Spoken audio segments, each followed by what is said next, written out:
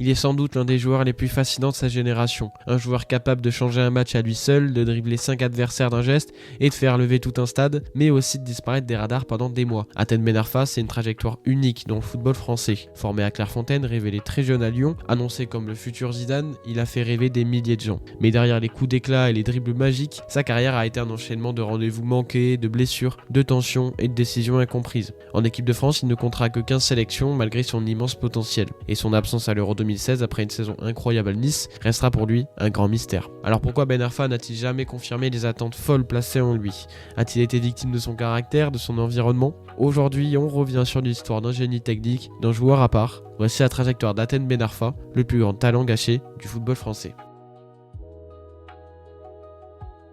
Tout d'abord, Hatem Ben Arfa naît en 1987 à Clamart, dans les Hauts-de-Seine. Très jeune, il développe une passion naturelle pour ballon rond et rejoint plusieurs clubs de la région parisienne dès l'âge de 7 ans. Bien sûr, son talent ne passe pas inaperçu et il est rapidement repéré par l'INF Clairefontaine qui l'intègre en étant surclassé, dans la promotion 1986. C'est donc dans ce cadre prestigieux, à seulement 12 ans, qu'il côtoie d'autres jeunes promesses du football français, comme par exemple Abou Diaby, Ricardo Fati ou encore Geoffrey Jourdain. Il devient l'un des visages du célèbre documentaire À la Clairefontaine qui le révèle au grand public pour la première fois. Dès lors, plusieurs clubs s'arrachent sa signature, Saint-Etienne, Rennes, mais c'est finalement l'Olympique Lyonnais qu'il choisit, à l'âge de 15 ans, contre une prime à la signature de 150 000 €, un montant très rare à cet âge-là. À Lyon, il intègre un centre de formation très compétitif et rejoint une génération dorée qui compte notamment Karim Benzema et Loïc Rémy. Sa réputation franchit rapidement les frontières de l'académie, il devient le phénomène que tout le monde veut voir. On lui prédit même le ballon d'or alors qu'il n'est même pas majeur. Forcément, à force d'entendre à longueur de journée qu'il est le meilleur, il finit par s'en persuader et relâche un petit peu ses efforts. Mais malgré ça, il fait ses débuts en Ligue 1 le 6 août 2004, à seulement 17 ans, lors d'un match contre Nice, sous les ordres de Paul Le Guen. En parallèle, il dispute cette saison-là la finale de la Coupe Gambardella avec les jeunes de l'OL, mais s'incline lourdement face au TFC 6-2.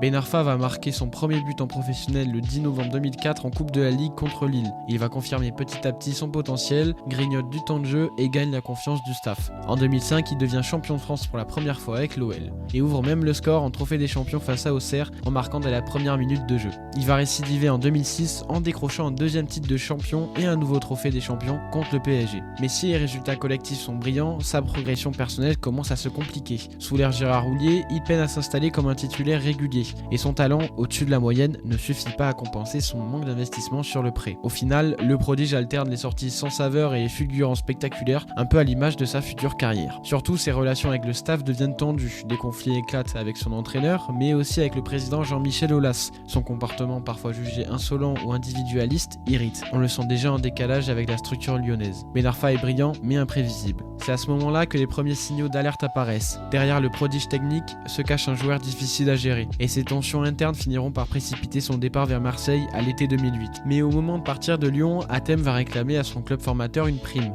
Un imbroglio administratif débouche sur un conflit entre le joueur et son ancien club. L'affaire se retrouve même devant la commission juridique de la LFP. En 2008, Ben Arfa arrive à Marseille et espère pouvoir passer un palier au sein du club phocéen. L'entraîneur, Eric Guéretz, lui offre directement le numéro 10, un poste où il peut clairement exposer sa créativité. Sur ses premiers matchs, il fait de très bonnes performances. Il va marquer 6 buts lors de ses 11 premiers matchs avec le maillot marseillais. Mais malheureusement, ses problèmes de comportement ressurgissent à nouveau. Il rentre en conflit avec plusieurs coéquipiers, dont Djibril Cissé et Modeste Mbami. Et il va même refuser de rentrer en jeu pour le Classico face au PSG, prétextant une blessure, en provoquant un conflit de plus, mais cette fois avec le staff.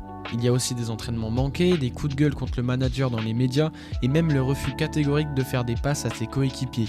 Même si Ben Arfa a des coups de génie de temps en temps, il est bien trop irrégulier. En 3 saisons, il aura fait 93 matchs pour 16 buts. Il quitte alors l'OM après avoir alterné le très bon et le moins bon sur le plan footballistique. Il rejoint alors l'Angleterre avec Newcastle en 2010 sous un prêt avec option d'achat de 5 millions d'euros. Pour sa première saison avec le club anglais, il n'a le temps de faire que 4 petits matchs pour un seul but marqué car en octobre il est victime d'une double fracture tibia-péroné, le privant pour le reste de la saison. Malgré cette blessure, le club anglais décide de lever l'option d'achat du français. Il signe un contrat de 4 ans avec les Magpies. L'année suivante, il réussit à confirmer avec 6 buts et 6 pas décisives en 27 matchs. En avril, contre Bolton, il récidive avec un but en solo de plus de 70 mètres, partant de sa propre moitié de terrain. Et cet exploit le propulse dans la liste des 10 plus beaux buts FIFA Puskás de l'année 2012. Mais une nouvelle fois, les polémiques refont surface. En 2013, avec d'autres joueurs musulmans, il critique publiquement le nouveau sponsor du club, Wonga, une société de crédit à intérêt contraire aux principes de l'islam.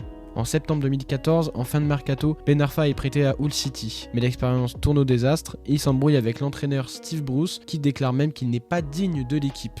En décembre, le prêt est résilié et Newcastle met fin à son contrat après 3 années irrégulières. En janvier 2015, dans l'espoir de se relancer, il revient en France et rejoint Nice. Mais la Fédération française de football n'homologue pas le contrat de Ben Arfa car il est suspecté d'avoir joué des matchs officiels avec Newcastle et Hull City. Sauf que l'un des matchs incriminés était un simple match amical U21 disputé avec Newcastle alors qu'il avait 27 ans.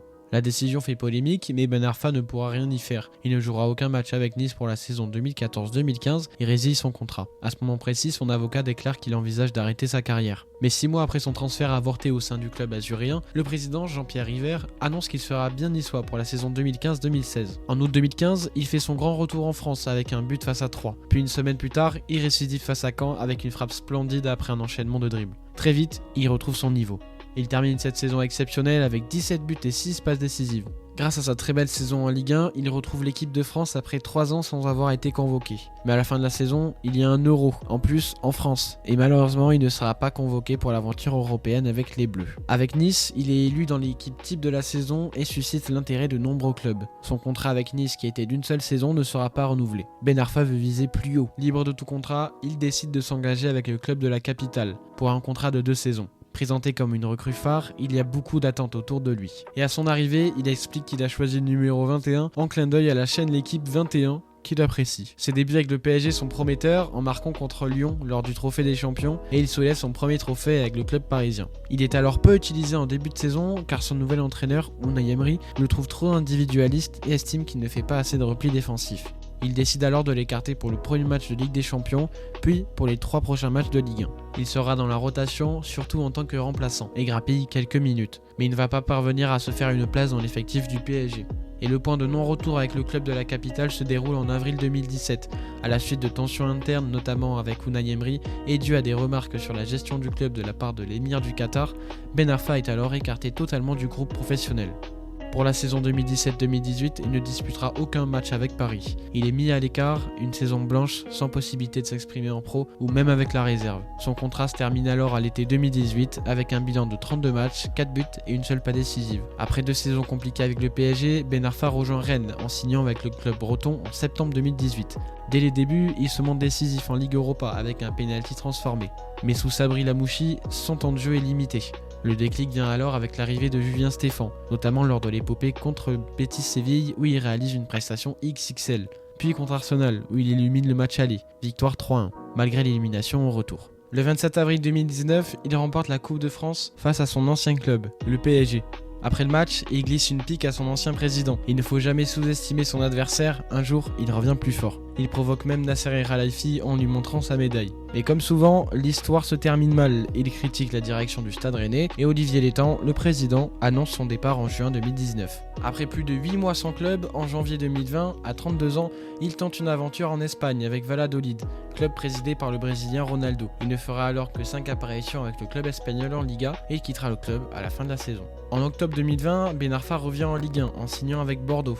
Il commence fort avec 2 buts et 5 passes décisives en 11 matchs, mais une nouvelle fois, des tensions réapparaissent. Il se blesse, il perd de l'influence et Laurent Koscielny lui reprochera son individualisme. En mai 2021, Bordeaux annonce son départ. 8 mois après son départ de Bordeaux, il rejoint Lille, champion de France en titre. Mais comme vous vous en doutez, il y a encore une fois des tensions en interne. Il est en désaccord avec l'entraîneur Jocelyn Gourvenec et critique la façon de jouer du LOSC. Selon un témoin, il a insulté son entraîneur et ses coéquipiers avant de quitter les lieux. Il est alors mis à l'écart et ne rejouera plus de matchs de football au haut niveau. Aujourd'hui, Ben Arfa n'a pas annoncé publiquement sa retraite sportive ni son retrait du monde du football en général, mais il semble déjà être passé à autre chose. L'ex-international français s'est lancé dans le paddle en 2023 et compte déjà plus de 80 tournois, figurant dans le top 1000 français sur 45 000 joueurs. Aten Ben Arfa, c'est un joueur qui aura fait rêver toute une génération, mais sans jamais vraiment répondre aux attentes qu'on plaçait en lui. Doté d'un talent technique exceptionnel, capable de gestes que peu de joueurs dans le monde pouvaient réaliser, il aura enflammé les stades, mais trop rarement sur la durée. Dès ses débuts, on lui promettait les sommets, Clairefontaine, Lyon, l'équipe de France, tous les signaux étaient là. Et pourtant, à chaque étape, les mêmes obstacles sont revenus, une forme d'individualisme, un rapport complexe à l'autorité. Il n'a pas eu la régularité d'un grand ni la discipline d'un champion, mais il a eu que quelque chose d'unique, une magie rare, capable de créer l'impossible à tout moment. Aujourd'hui, même s'il s'est éloigné du football professionnel, et très sûrement définitivement, son héritage reste dans toutes les mémoires. Parce que Ben Arfa, c'était ça aussi, un joueur qui faisait se lever les foules, un footballeur insaisissable, adoré ou critiqué, mais ce qui reste sûr, c'est qu'il ne sera jamais oublié.